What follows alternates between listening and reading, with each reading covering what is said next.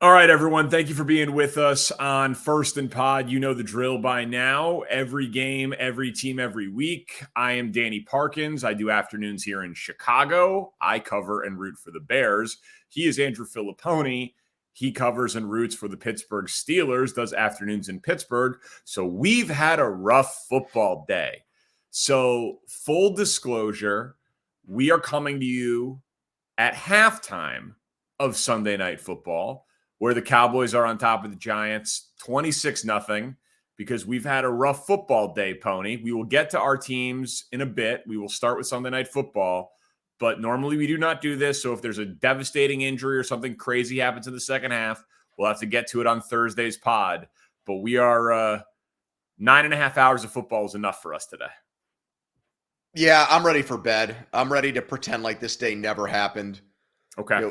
Coaches like to, after an awful, shitty game, bury the tape. That's me. I don't want to relive this day ever again. And so I was in the mood to start this early.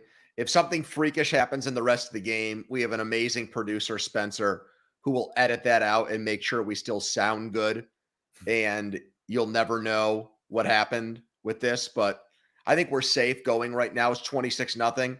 And the big takeaway for me with this game is week one of Mike McCarthy as not only the head coach, but the offensive play caller is going to look a lot better on the scoreboard than it is in the box score, which is not to say McCarthy was bad or anything.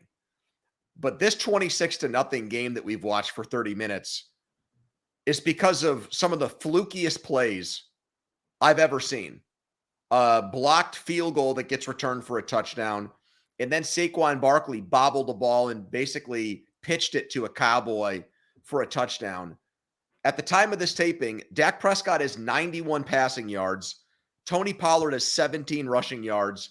And CeeDee Lamb has 1 catch. And the Cowboys are up 26-0. I will say that the statement that I think that Dallas made is their pass rush is still absolutely as good as I mean, dude, they had 2 interceptions and 4 sacks in the first half. Daniel Jones was running for his life, and Dak Prescott, if they were playing outdoors in mud, his jersey would still be clean. Like, it was just one quarterback was under duress constantly. The other was not. I saw they put up the graphic. First team ever in an opener to have an offensive touchdown, defensive touchdown, and special teams touchdown in the first half of an opener. Like, this was a perfect storm against the Giants and for the Cowboys. Like, I agree with you. It's probably not quite this lopsided, but the thing that I do think would transfer is I think they could play this game 8 quarters, 12 quarters, or 122 quarters, and Daniel Jones would have a real problem with the Cowboys front. And it doesn't look like Dallas would have much problem with the Giants. I don't think the Giants fixed their offensive problems, and there were problems. They made the playoffs. They won in Minnesota, but their weaponry, I'm not a Darren Waller fan. I didn't like that move being their one big splash move. Jalen Hyatt, they picked late in the draft from Tennessee, who was in that gimmicky offense there and just ran deep and caught the ball in a very easy system to put up numbers and put up points. Daniel Jones is not going to be Josh Allen. Okay, so this evolution of Daniel Jones, where the next step for him is to start looking like Josh Allen in the Brian Daboll offense, it ain't happening. They don't have the wide receivers for it. There's no Stephon Diggs. Barkley, I think all year it's going to be in his head trying to get the next contract that he didn't get from the Giants and just taking that compromise deal. So I think it's going to be a tough season for the Giants. I expect them to lose double-digit games, and I think the horseshoe they had up their ass last year has disappeared. What's next week for them? Arizona. Well, that helps.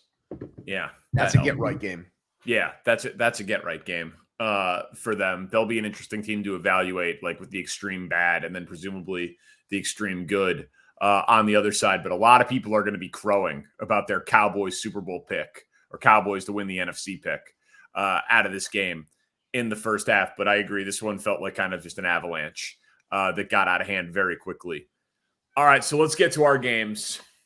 Do we have to? I think so. I think this is why the people are tuning in, Pony. I think this is why the downloads are up.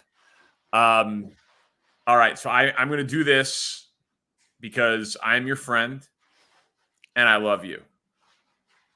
Prediction: Steelers 24, 49ers 14. Steelers have better quarterback. Brock Purdy can't throw it deep. Elbow not ready. We'll see Sam Darnold at some point. Steelers will get after him. Kenny Pickett and Pickens will connect for 2 touchdowns. Jalen Warren will make a big play. That was your prediction for Steelers Niners. And a great advertisement to purchase Twitter Blue, because then you can go back and edit those tweets and change the prediction to one that's right and everything that came with it. Maybe I should have just deleted it. But the internet is undefeated, and somebody would have just screenshotted it and sent it to old takes exposed and freezing cold takes or whatever. Anyways, I mean, I was not going to escape that one. But I barely have a sense of humor about this. I mean, it was that bad. My father was watching the game down in Atlanta, bits and pieces of it, and didn't catch the whole game, and texted me and said, what happened here? Was this 49ers being great, or was this Steelers being awful? And honestly, I think it's more about the Steelers being bad. I really think it was more about how pitiful they were in this game across the board. I mean, Pickett was terrible. I'm never going to get hoodwinked into preseason performance ever again. It doesn't mean shit. If anything, I think Tomlin, as a great coach, in air quotes, maybe gave his team a false sense of security, that they were better than they really were because they were feasting against third-string Atlanta Falcons and backup Tampa Bay Buccaneers in 2 of those 3 games, and thought, oh, we're really good. He did something so unusual. This might sound like a little thing, but they won the toss and he said, give me the ball. He did not defer. He thought his offense was going to do what it did in the preseason and just shove it right up San Francisco's number 1 defense rear end. It did not. The offensive coaching, this is what scares me about the Steelers long term, even though I will remain on the Pickett bandwagon. The offensive coaching is just not, it's not major league. You see what San Francisco does to get guys wide open. This offense doesn't do that. George Pickens is visibly frustrated on the bench because he's not getting targeted and he's their best receiver. He takes a taunting penalty. Then he basically tells reporters to F off after the game. Cam Hayward gets hurt, doesn't play the second half. They get run on. First play the second play the second half is a 65-yard touchdown run. Deontay Johnson blows out his hamstring. I mean, it was just a Murphy's Law game. Steelers fans sold their tickets to 49ers fans, which was just shameful. Everything about the game sucked, Danny. I tried to tell you about the preseason, man. I tried to tell you. It doesn't mean anything. Peyton Manning would go winless and then win the Super Bowl.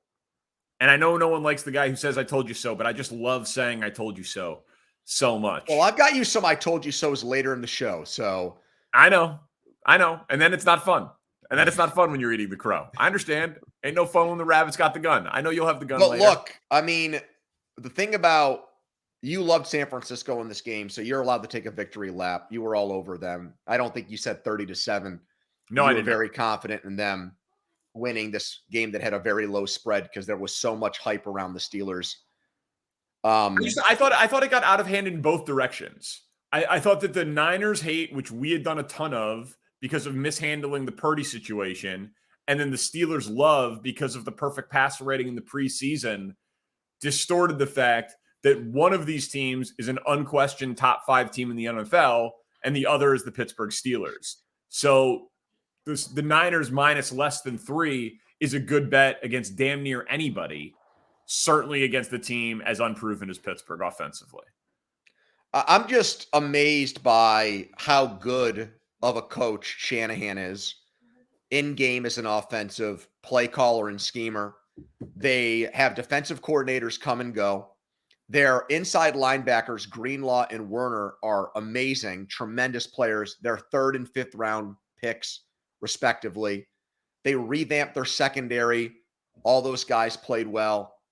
I mean, I'm just so, I'm supposed to be in a position where 99% of the league says, oh, the Steelers have a great coaching staff. And I'm watching what the 49ers have, and I'm jealous of the way they're coached. I mean, Purdy Danny, this stat blew my mind, and I didn't mention it on Thursday, or maybe I did. I don't remember. The 49ers have led the NFL in yards after the catch for 5 straight seasons. That's ridiculous. I mean, that's still like, I know that Deebo Samuel, this, and they just had McCaffrey for half a season. Like, how is that possible? They get guys so wide open. There's always space. I give Purdy credit, like he knows where to put the ball. He is a well. Some of those throws were pretty facilitator. incredible, man. Like he made a really good play getting away from Minka on a safety blitz and found Ayuk. The second touchdown pass to Ayuk was a dime. That was that was the one I wanted to. That was the one I wanted to bring up. That was a very, very high level play. Like that made me say Purdy's going to get some love and he's going to deserve it. I just don't understand why the Steelers didn't pretty much bring their safeties down to the line of scrimmage, have their corners jam their receivers, and just say, throw it behind us. You know, you've got this elbow where Jeff Darlington said pregame they weren't sure he could throw the ball accurately more than 15 or 20 yards. Test them, and they really didn't the entire game. So maybe a better coach team will do that next week. Rough tackling on that McCaffrey run. Yeah, and the Steelers defense is supposed to be elite, and other than TJ Watt, it very much was not today. Okay, Danny, I'm going to flip it. I told you on Thursday, I thought the Bears were under the most pressure to win in week 1 because you dealt with Favre, you dealt with Rodgers, and this was supposed to be the game where maybe for the first time in 25 years, the shoe was on the other foot. And it was not. It was sickening. I mean, like honestly, I shouldn't laugh because I love the Bears this season too. So I'm in the same. It's not the canoe same with you. It's not the same. I was being mocked via text by family and friends and colleagues. Well, we had that in common today, so I can empathize with you there. It was a very unpleasant experience. Congratulations to Jordan Love. He played well. He played basically perfect football on 3rd and 4th down. But the Bears did nothing. They weren't even close enough to blow him a kiss. He wouldn't know what any single defensive lineman on the Bears' breath smelled like at any point in the game. Their defense was utterly pathetic in terms of rushing the passer. And then when there would be a broken play, they'd snap the ball to Jordan Love. He would drop it. Then he would pick it up, almost drop it again. And Hargrave, their rookie tight end, has no one within 15 yards of him in busted coverage all the way down the field. And Love lobs it up in the air. Hargrave, backpedaling, falls down and still makes the catch. I think it's Musgrave, by the way. I think Musgrave. You're so until right now. Whatever. You're getting names wrong.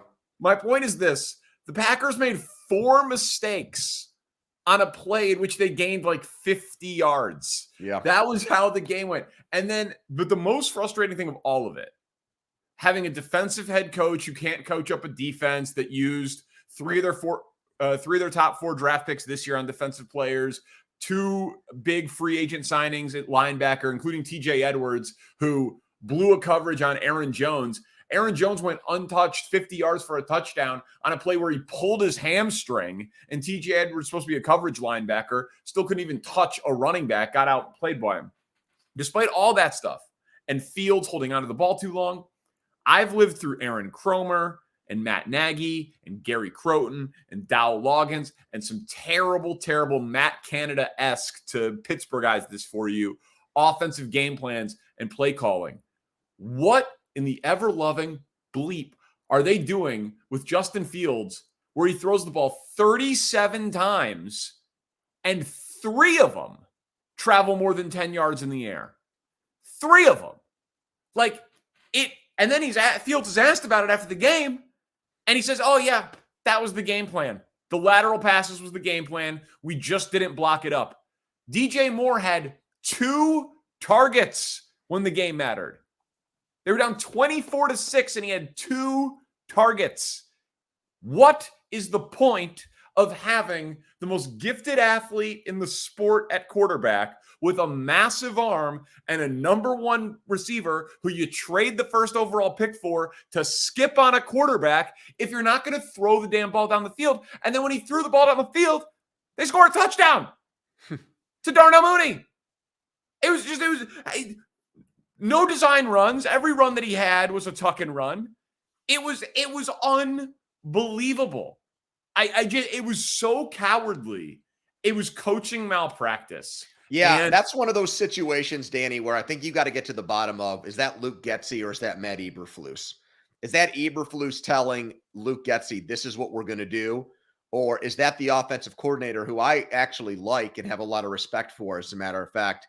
Is that just him on his own coming up with, to me, what is the worst? It's the third bowl of porridge that it's trying to like find that middle ground, and in the process, you actually F the whole thing up. If I'm either going to let Justin Fields, I'm going to unleash him and let him do his thing and live with the and take the bad with the big explosive plays, or I'm just pretty much going to design Baltimore's old offense with Lamar Jackson and say, all right, let's put our 3 running backs in the backfield with you or whatever, and just try to play that way. And maybe he has 10 to 15 designed runs per game. Because I don't think people can stop that, by the way. It might get him killed, but I don't think defenses can stop him playing that way. And to your point, when you completely take that out of the offense, you know how much easier that makes it for the other team? I mean, you're right. What a joke. Like, I understand you want to protect 3 of 37 pass attempts traveled more than 10 yards in the air, dude. I understand. Like, that shows that they're to me, they don't have confidence in him to make those plays downfield. But I'm almost more alarmed by the fact that there were no design runs today, because that's insane. Because that's taking what we know to be his greatest strength as a player and not utilizing it whatsoever. Horrendous. It was truly humiliating. Like, Luke Getsy should be humiliated. He should honestly be embarrassed. I couldn't stand it. All right. Let's get to probably the game of the day. I can remove probably. This is the game of the day. Chargers, Dolphins. We said it. Playoff seeding, tiebreakers on the line. 2 teams with big dreams, big offenses. 2-part question. Did it feel like a playoff game? And was Miami the most impressive team of the day? Okay. Yes, it did, because I felt like, for tiebreaker reasons, if these are second place teams, there's only 3 playoff spots, 3 wild cards, and they could finish with the same record, and one team's in and one team's out. So absolutely, it went to the road team. So I think it's doubly important now. LA wants to win its home games. Miami might have looked at this as a bonus game. They got it. So yeah, I mean, just very, very impactful win for them. Well, what else did you ask? Did it feel like a playoff game? And what was the other thing? So that was the playoff game. And then was Miami the most impressive team of the day? Well, their offense certainly was. Yeah, I mean, look, obviously all the questions with Tua, and then we got the news that the left tackle Armstead wasn't going to play in this game. And I think when I saw that, oh crap, here we go again. He gets hit enough times, he's screwed. Is that going to be in his own head? Now, it's not the same because it's not a blindside protector, because he's a left-handed quarterback, but still, that's a really good offensive lineman who's out. And they were so bad in LA last year. That was one of those games late in the year where you were like, Tua has reverted back to being just a mundane, run-of-the-mill quarterback. To have this game plan, to utilize Hill, who is an absolute stud. Hey, Kansas City won a Super Bowl last year. But I do think it's possible that they still regret that move. I don't think that that's because they're not playing this for 2 Super Bowls. They're playing this to be like the greatest football team or dynasty of all time. They could regret that move. I mean, that's not out of the question, Danny. I wouldn't say that they've won that trade yet just because they have 1 Super Bowl. Right? Well, I mean, they won a Super Bowl without him, and they were gonna have to pay him, and they reallocated. Well, if the 49ers win the Super Bowl this year, that doesn't mean they won the Trey Lance deal because it paved the way for Brock Purdy. No, it doesn't, but it makes it more palpable. It's like the Cubs won the World Series with Jason Hayward's terrible contract, but he gave a great speech in Game 7 during the rain delay. So does that make the entire contract worth it? I mean, yeah, they won the World Series. You know, the goal is the Super Bowl. So I don't think the Chiefs are terribly frustrated about that because, and now they're supposed to sign Chris Jones, but that derails the point. Tyreek Hill might be the best offensive player in football. And so tell me again why Kansas City had to get rid of him. I mean, they were going to pay him, and they didn't think that he was going to keep doing this at this level, and they felt like they needed to use their assets and their resources on the defensive side of the ball. Like Chris Jones wouldn't be a Chief if they had paid Tyreek Hill. Now, he's not playing for them right now. Who would you rather have? Tyreek Hill. Me too. Yeah. And the Chiefs defense looked pretty damn good without Chris Jones. And I'm talking about non-quarterback offensive players. That game was awesome, man. That game was just incredible football. Well, America got screwed today. They made a decision at CBS to play up the Tom Brady angle. Yeah. And had this Tracy Wolfson interview. And put Romo and Nance on that game. Everyone could tell that the Dolphins and Chargers was going to be the best game of the day. Okay. Do you agree with me on that? I mean, it was amazing theater. And like all the other teams got buried today. I know, but all the other teams too struggling offensively, like the unders, the ugly first halves, dude, they looked like they looked like this game was being played in November. You know what I mean? Like they just no rust. Well, right. You say it looked like it was played in November. It did by one quarterback. I mean, two almost had 500 passing yards. Look up Herbert. I watched a lot of this game. No, I know. The story for the Chargers was how they ran the ball. Herbert threw a couple bombs in there, but it was really more about what Eckler did, what Kelly did. Keenan Allen looked pretty fresh, man. Yeah, I get that, but it was not a touchdown for touchdown game in big passing play to big passing play game between the two. 34 points. If you didn't know any better, you would think that Herbert had like 3 touchdowns and 350 in this game. He did not. No, the Chargers ran it in 3 times though. Yeah. Yeah. Oh, he had what, 233 passing yards or something like that? Yeah, I think 228, I think. Okay. Yeah, no question about it. And Tua was remarkable. And I can't wait for Bills Jets so that we can overreact week 1 for the entire AFC East. But you do owe Tua an apology, and I'm going to count that as one from what I just heard. Yeah. He's great. He's great. I don't know what else you want from me.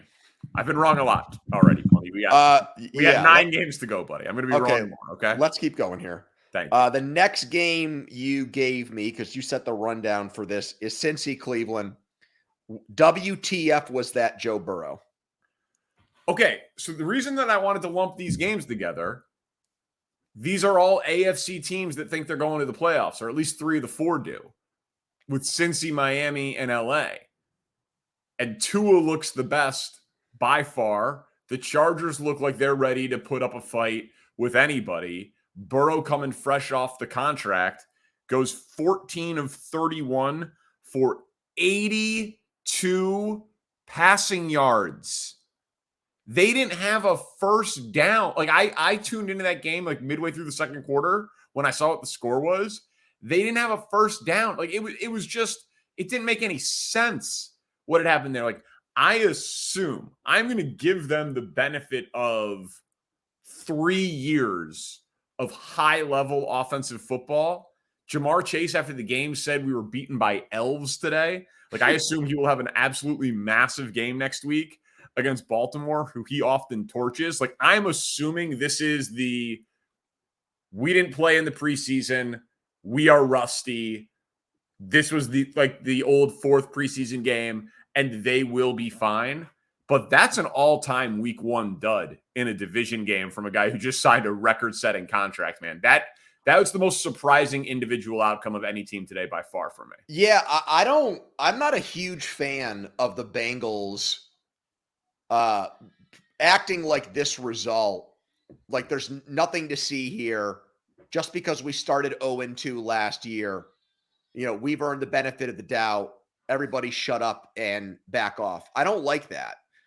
I thought for sure Burrow, having gotten all that money and having such a piss poor record against Cleveland, would have wanted to go in there and show them like he's a guy that plays with such a chip on his shoulder and is such a cocky son of a bitch that I thought he was going to look to hang 40 on the Browns. New defensive coordinator, my star wide receiver, my college buddies talking smack before the game.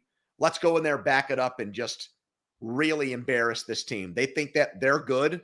They finished in last place last year. Yeah, right.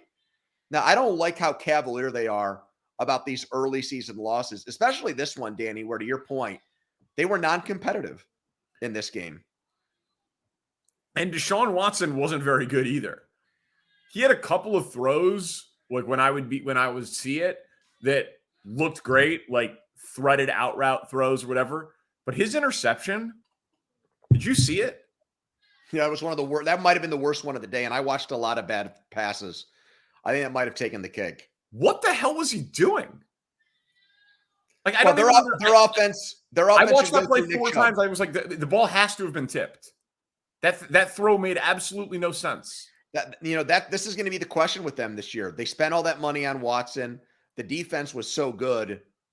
Your quarterback has to make plays in the NFL. It's not 1997, but Chubb is their best offensive player by far, and they need to game plan and get him the ball accordingly, and they did for the most part today.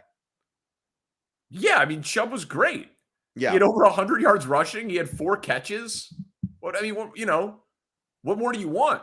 No, I'm just saying it's a reminder that it should not be the Deshaun Watson show in Cleveland. And like they did at times late last year, trying to make him look good should not trump what is best for the team.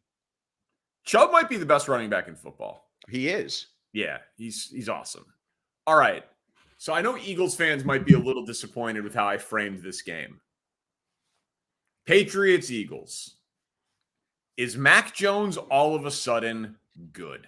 No, I think that you've set the bar so low for him that some of the plays that were made to make it a more competitive affair in the second half is going to make you lean in that direction. I mean, still overall, we're talking about an interception return for a touchdown. Yep. A bunch of 3 and outs in the first quarter. They get down big in the second half. You've got in the fourth quarter, he's taken a delay of game penalty before a 4th down in Eagles territory after the Hurts fumble. The 4th down play that ended the game, he's a tick late on the throw to the guy, so he can't get a second foot in bounds. I mean, he threw 3 touchdown passes, so his stat line looks good, and it was clearly much better than it was last year with Patricia and Judge, and it was against a pretty good defense, albeit with a new defensive coordinator and some new guys being worked in there. So progress, I guess, but if I'm a Patriots fan, I'm not coming out of this game thinking Mac Jones is back to the guy he was his rookie year and ready to take a big jump this season. I was very intrigued by it because I would answer the question pretty similarly to how you did. And I know part of this was game script, right? The Eagles defense got on them early. There was the turnover. They got out to a big lead. It looked like it was going to be a rout. 54 pass attempts for Mac Jones. 54 pass attempts. That's just something that we would never think of that Bill Belichick would allow a guy like with that caliber of talent to do. And then, yeah, over 300 yards, 3 touchdowns, passer rating of 91. They lost the fumble. They threw the pick, like you mentioned. And again, they were down big early. Patriots defense got after Jalen Hurts, had 7 sacks.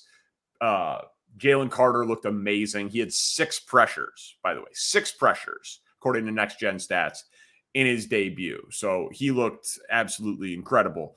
But Mac Jones had 10 straight completions at one point, including a couple of touchdowns. Yeah, I saw that. In the middle of the game, he really did play well. He clearly got into a rhythm and was feeling himself.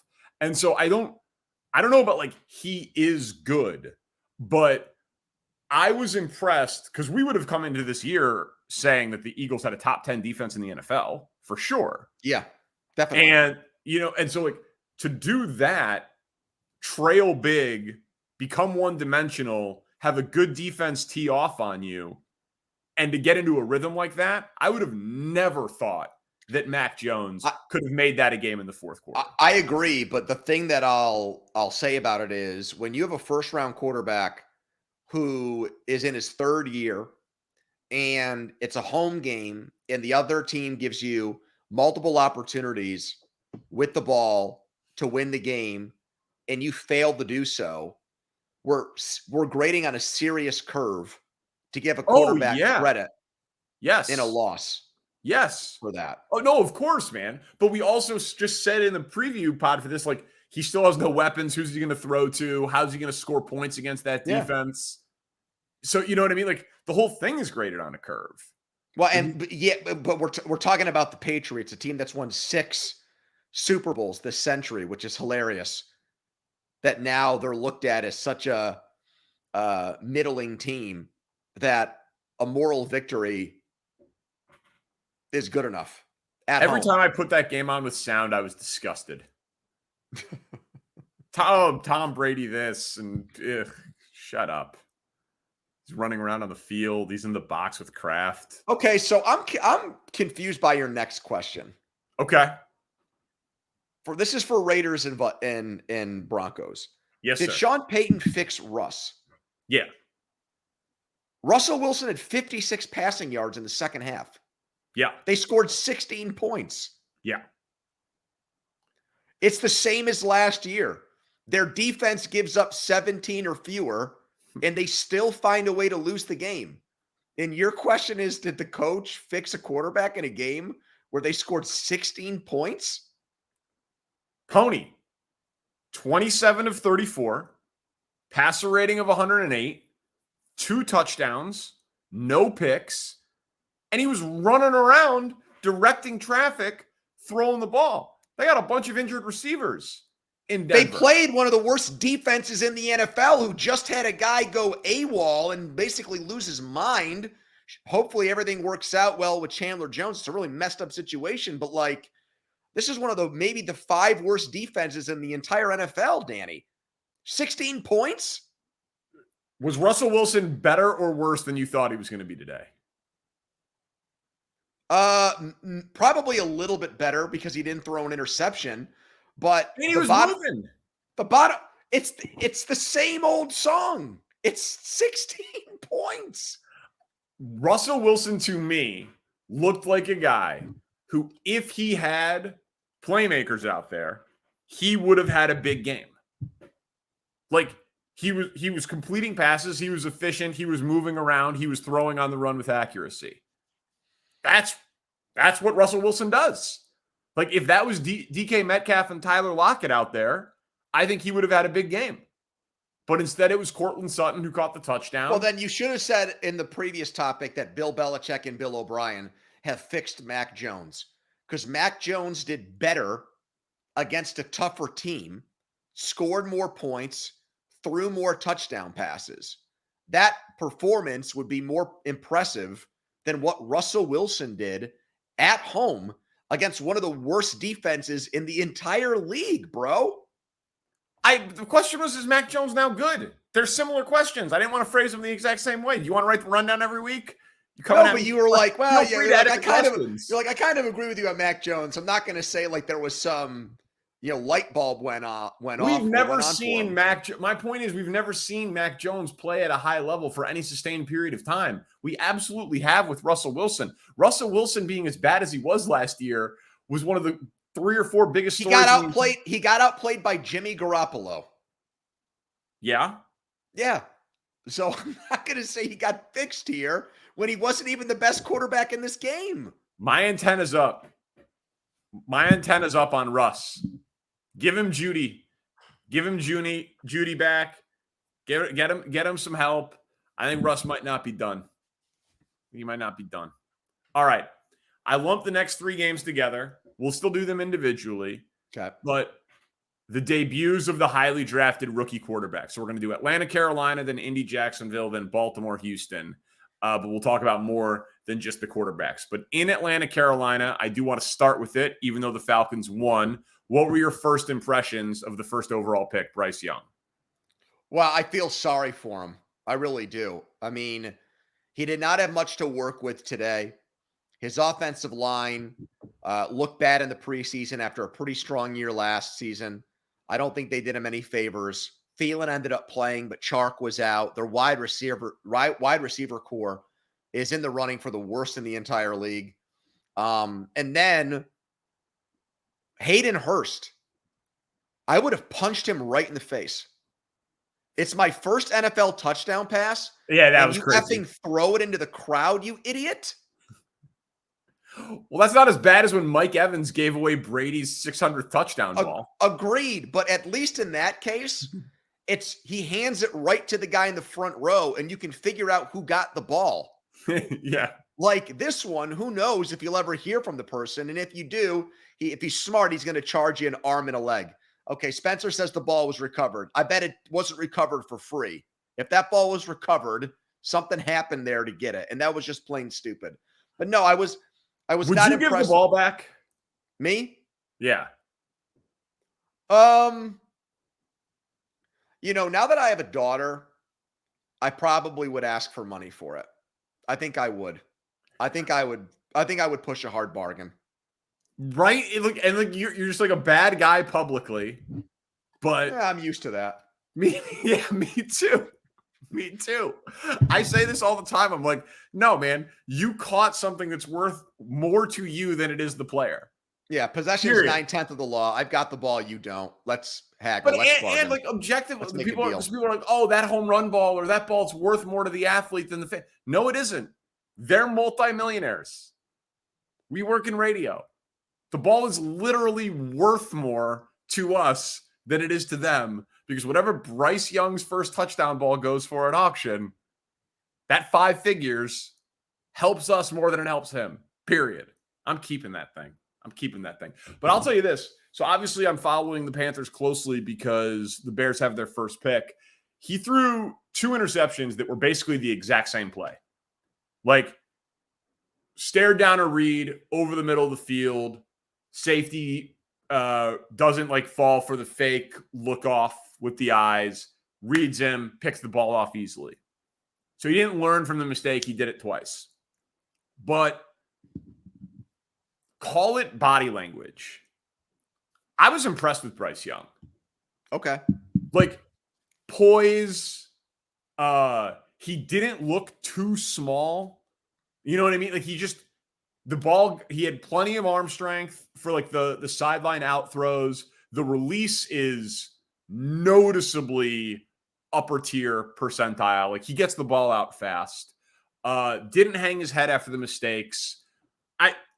He has very little to work with. It was his first game. He made a couple of bad throws, but I actually was pretty impressed. On Atlanta's side, man. So like I drafted Drake London in one fantasy league. Bijan was a top pick. Pitts is always a sexy pick. They've got all these guys. But when are we going to learn that none of that shit matters if you don't have a good quarterback? They did a straight handoff on 3rd and 5. They have no faith in Desmond Ridder to throw the ball. The big play to Pitts was an unbelievable route, like adjustment on an underthrown ball by Pitts. So to go and get the ball on the bad throw from Ridder. I want to see those 3 skill position dudes with a real passer of the football. That's why I don't trust them. Prime. I don't buy in any of this stuff about them winning the division and getting to 10 wins. I'm not on board with that. I think the quarterback, their own actions tell you that he's not good enough at this level. They're so conservative. They want to run the ball on every play. I think their defense has improved. Bates did have the 2 interceptions. That was a good signing from Cincinnati. But no, I'm not in on Atlanta in that 18 division. pass attempts for Ritter. 18. Jacksonville and Indianapolis. Game had its moments. What was the story for you? Was it Anthony Richardson or something else? Well, Richardson was also better than I thought he was going to be. He wasn't good, but he didn't really make big mistakes until the very end. You know, like I thought that it was going to be really ugly and really scattered and like 15 rushing attempts. You know, and I thought it was going to be, the game was too fast. He was running for his life. It was an issue because the whole thing was, they're like, no, he's a crazy talent. He just needs the reps. And so they were playing him early. And I thought that he didn't like look the part and that I'm convinced he's going to be great, but he's not going to embarrass himself out there. He's not in like danger of injuring himself because he can't like make a check at the line of scrimmage or identify the blitz. Like he looked like a normal rookie quarterback, which is way better than I thought he was going to look when we did the show after the NFL draft. So I thought he carried himself really damn well. His interception late was bad. It was a bad throw. But overall, I actually thought that he looked like a normal rookie quarterback. I think the bigger story is Jacksonville. I think they answered the bell today. They overcame a brain-dead play where the ball was on the ground because the running back Buckner touchdown thought that it was a dead play, and then Buckner picked it up and ran it in. And so they were able to get over that. The Ridley connection was there instantly between him and Lawrence. That is huge. That is gigantic for this team. He looked so good in the first half. They add him on top of everything else they have there. I just think that this was one of those tricky games where you're clearly better than the team you're playing, but you're going on the road and, you haven't really, you won a playoff game last year, but still there's reason for doubts and questions. And Jacksonville just didn't have the type of game that put any doubt in their own minds. Like, okay, a little bit of adversity. Colts made a few plays. They were in the game for a while, but you've got the quarterback. Your defense responded late. You had guys step up who are new. I just thought outside of that one, idiotic play, I thought it was a very business-like win for a team that is looked at as by far it reinforced today. They should run away with that division. It should be over by Thanksgiving, the AFC South. Agreed.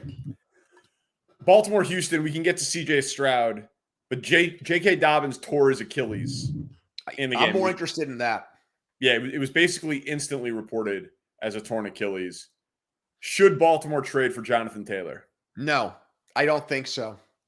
I don't think what they need is a straight runner at that position. I think they've shown that even with Lamar Jackson and what is a new system, I would not want to take future draft picks and invest them in a running back who's one-dimensional as a runner, who you're then going to have to pay, who's coming off a bad year. So no, I would not do that.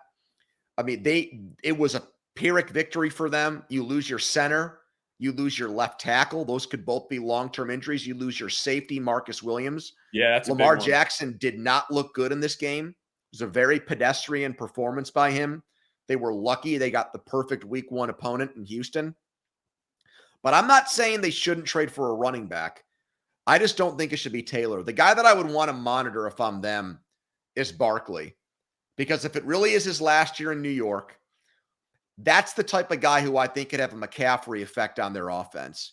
And if Monken is worth a damn, he should be able to integrate a player like that in on the fly. I don't think Derrick Henry or Jonathan Taylor are worth giving up the draft picks for the effect they're going to have or impact they're going to have on the team.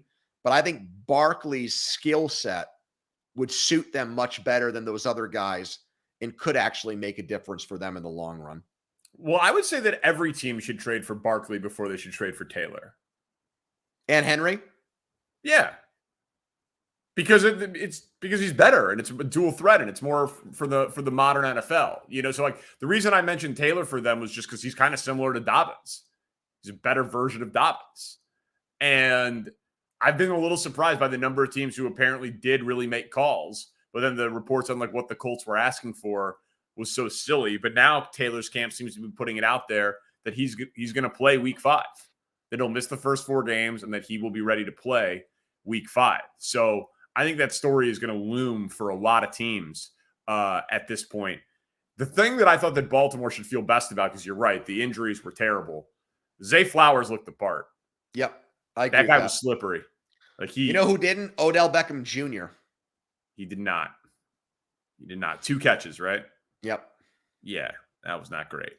I will just one more, just like to lump all the quarterbacks together again real quick. 44 pass attempts for CJ Stroud. And then we already talked about Richardson, who finished with 37 pass attempts.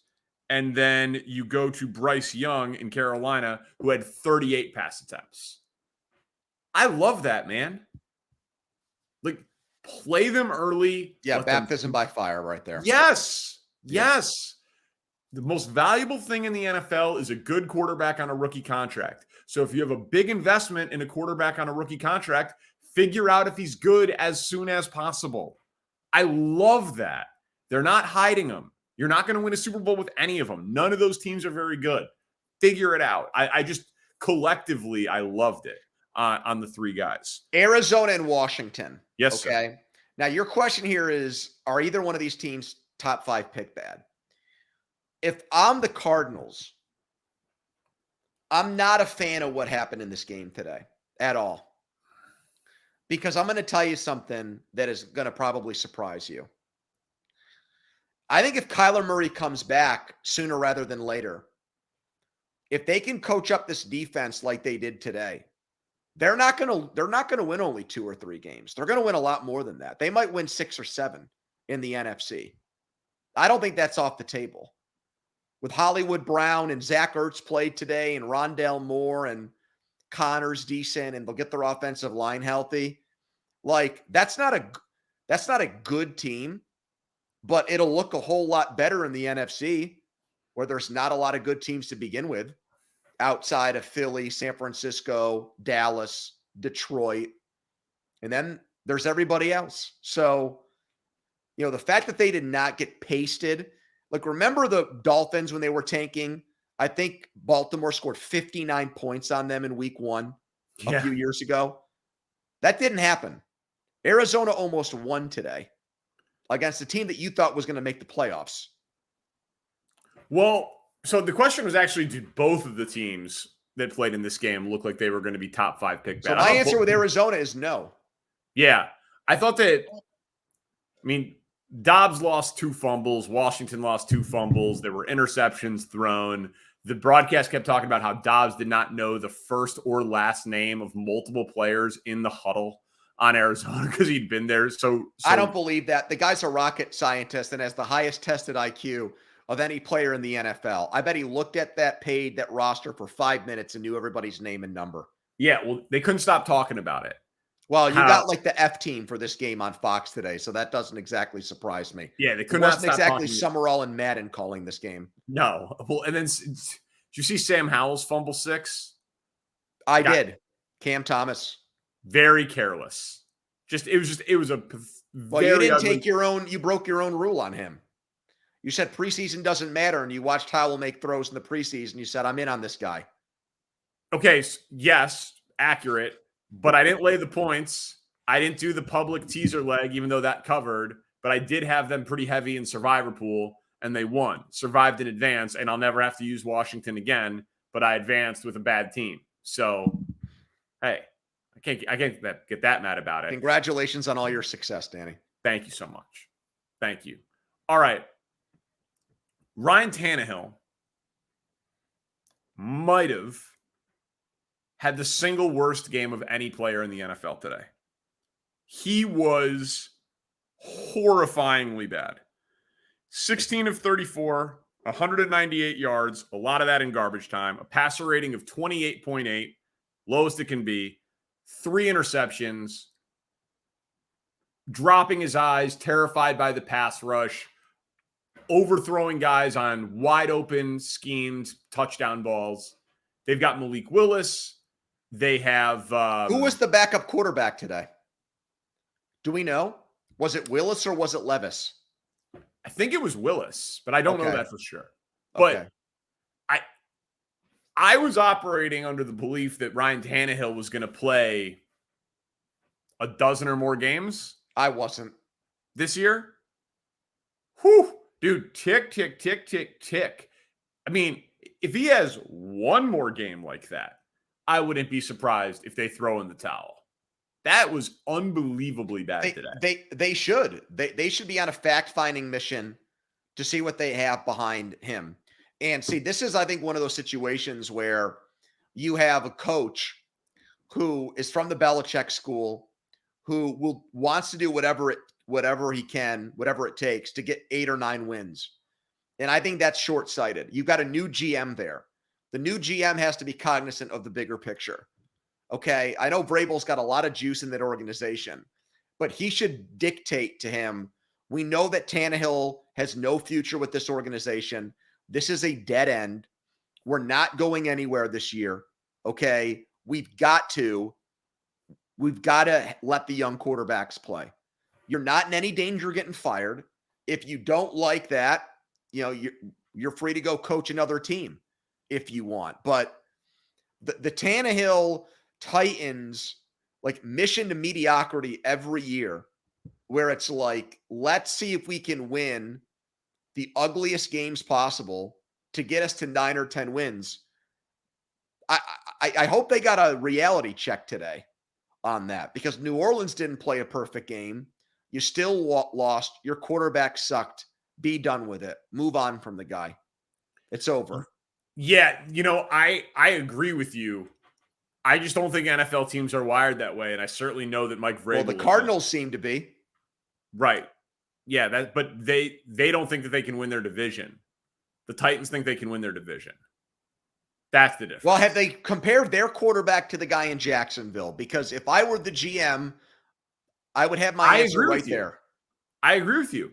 But they think that they've proven that they can be competitive, much to our chagrin, because we hate watching them in the AFC. But they overachieve year in and year out. And by the way, shout out to Mike Vrabel.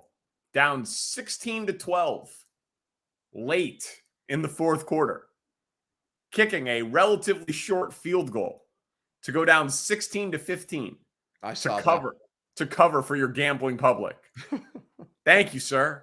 Also, are we gonna have an issue? I know that both of us are not friends per se, but we're both friendly with Ross Tucker. And Ross Tucker said in this game that Taysom Hill is one of the greatest football players ever. And Nick Wright, our buddy, just absolutely roasted him for it. Did not even subtweeted him. Did not put his name in there. I'm sure it'll get back to Ross. And now I'm hoping that there's like a brewing sports media rivalry between both of those guys, because Ross is very smart. He went to Princeton, and we know all about Nick. And I think there's the potential for both of them to be incredibly snarky and take low blows at each other over this thing in the next few days. And I'm hoping for that. That would make me very happy. For it. That would make me very happy. And just for the record, I side with Nick on this one. I mean, come on, Ross. I know what Ross meant in the sense of like pure football player, the ability to do multiple things in the NFL, right? Like Pat Mahomes could not play tight end in the NFL, right? So like I know what Ross Tucker meant. Well, what is he going to say when he does a Colorado football game this year? Is he going to say that kid is better than Tom Brady? Right, exactly. No, I know. He's wrong. He was very excited. I texted Ross, congrats on your debut in the booth in the NFL on TV. Did he get back to you? He did after the game. Oh, yeah. Good. It's a big deal. The guy's worked his way up from calling high school football and then a ton of radio games to being in the NFL on TV. He's an excited. Yeah, he didn't need in his debut to have one of the most prominent media personalities absolutely rake him over the coals. But the comment was so out of pocket that he probably did indeed deserve Well, that. and it didn't do him any favors that it happened when like Red Zone went to him with audio. That's what hurt him. I was wondering about that because I saw Nick's tweet and I'm like, he's watching Saints Titans with audio right now. No, it was Red What a Zone degenerate. audio. It was Red Zone audio. Well, I don't watch Red Zone. I know you don't. That did our buddy Ross no favors. Now you buried this next game, you son of a bitch. This game should have been much higher because it's an I told you so game for me. Rams and Seahawks. What happened to your boy Geno Smith, dude? Dude, what happened to the entire Seahawks offense? That one of the 5 craziest things of the day. This score, 30-13 Rams with no Cooper Kupp. The Seahawks pass defense looked like it was a JV high school team. No Witherspoon. No, I understand that, but guys that people have never heard of were just running free 100% all day. And then listen to these numbers. 2-1 time of possession, Rams to Seahawks. 426 yards to 180 total yards, Rams to Seahawks. 334 passing to 95. 27 first downs to 13 first downs. At one point in the second half, the Rams had 15 first downs and the Seahawks had 1 in the half. Dude, DK Metcalf roasted that guy for that touchdown. I have no idea what happened to the Seattle offense. I have no answer to my own question. Well, I think it's a coaching thing. I mean, Shane Waldron is a disciple of McVay. He had all offseason to prepare for this game. I think he kind of knew what was coming. I wouldn't even be surprised if, the gamesmanship of it, did Seattle do too much, to combat that? Maybe they didn't do enough and they tipped off their plays with formations and things. I think all that is possible.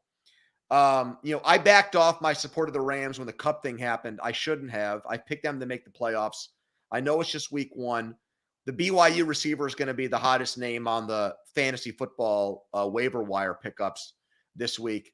I just never bought the idea that McVay, because he flirted with broadcast TV and leaving the profession, that once he decided to get back into it this year and recommit himself, that he was going to be a shitty coach and this team was going to suck. Did not see a 17-point win on the road coming in Seattle, but I picked the Rams ahead of the Seahawks before the season started, and now I feel very good about that. And Stafford looked good. Stafford looked very good in this game without his weapons and with an offensive line. They ran the ball. Williams and Akers combined for 3 touchdowns. Yeah, they ran the ball like effectively, but not well. They averaged like 2 yards an attempt or 3 yards a carry. Oh, I know, but they stayed with it is what I mean. I mean, they kept it in the bag. No. They ran for volume. They churned the clock. They picked up on short yardage. They picked up touchdowns, but they were not a good running team. Neither was Tampa. Tampa was a terrible running team last year. They were a terrible running team today. But the Baker Mayfield beat the Vikings. Seahawks and Vikings were the 2 big losers for people in Survivor Pool in week 1. Is the Vikings regression going to be even worse than we expected it to be? I would say it's a bad loss, man. This is a bad loss. Well, yeah, and you remember I put the Vikings on upset alert on Thursday. I feel like Tampa has ingredients to be a good team. I really do. I think that their defense still has star players.